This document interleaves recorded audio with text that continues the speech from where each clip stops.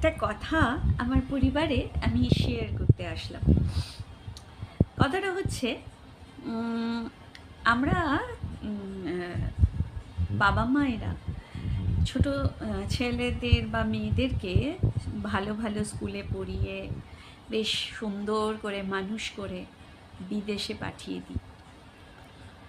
কি না আমাদের দেশে কোনো সেরকম উন্নয়ন নেই, সেই রকম ভালো স্কুল নেই, চাকরির সুযোগ নেই, এসব নানান কারণ নিয়ে আমরা তাদেরকে স্কুলে থেকে যখন নতুন কোনো অপরচুনিটি তারা পায়, ভালো অপরচুনিটি, আমরা বলি গ্র্যাব করতে আর বিদেশে চলে যেতে।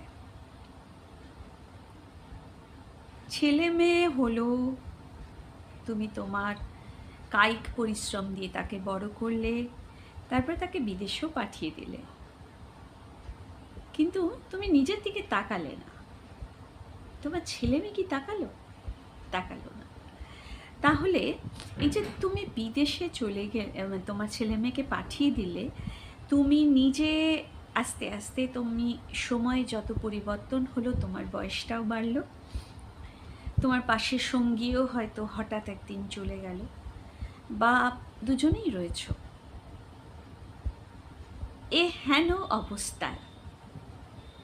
একবারও কি মনে হয় না যে কোথাও একটা ভুল করে ফেলেছি?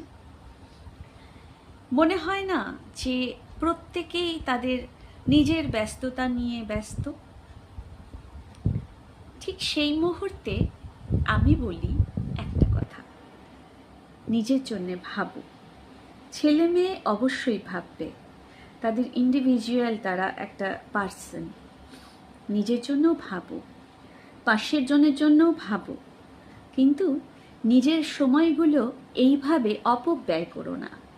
অপব্যয় করলেই কিন্তু একটা দিন ওই বিধাতার কাছে দাঁড়িয়ে তোমায় বলতে হবে, হ্যাঁ প্রভু, ভুল একটু করেছি, নিজের জন্যে ভাবিনি।